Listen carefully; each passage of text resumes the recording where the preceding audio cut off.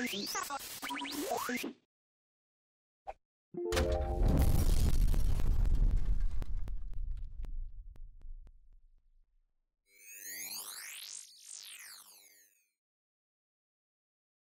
is Martdale with Android Spin, and this review is for Reckless Racing 2 by Polarbit.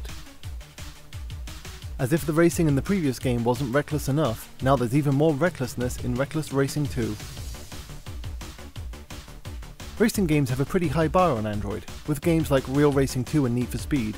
One could wonder how a smaller developer could release something competitive and engaging in this market. But history has proven that you should never count out the little guy, and Reckless Racing 2 doesn't go toe-to-toe with those other types. Instead, it rises above them with an overhead view and still keeps the action just as engaging. Players of the previous game won't find the overhead setup anything new, and might be a little bit disappointed to hear that Reckless Racing 2 takes itself a little bit more seriously, both in level design and features. Gone are the frequent ramps and the delivery mode, where you had to run between different points on a large map. But in their place is more maps, vehicles, and a new career mode with an upgrade system. The career is broken down into a set of races. Points are awarded for your position, and the racer with the most points at the end of the set wins a larger cash bonus that can be spent on purchasing one of the 17 available cars or purchasing upgrades. Every car is given a performance rating, and each set of races requires that your car be under the maximum requirement.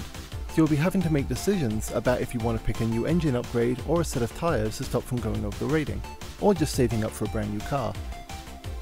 The racing is still very much about sliding fast around corners, although there's a little bit more actual racetrack than before, and to get the best results you'll find yourself making small adjustments to your vehicle specs when handling is less of a concern.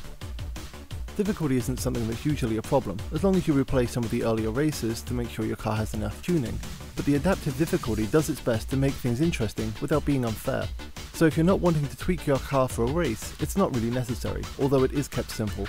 Also, if you really don't want to be upgrading and purchasing new cars, then there's the arcade mode that presents you with 40 races to complete using different cars from the main campaign.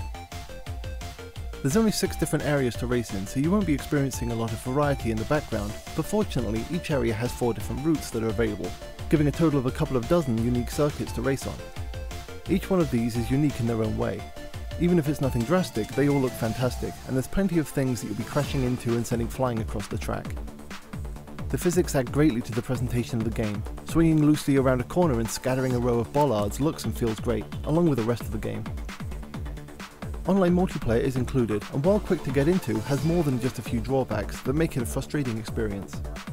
There's no ability to put restrictions on car classes like in the main campaign, so new players might find themselves completely outclassed by faster racers.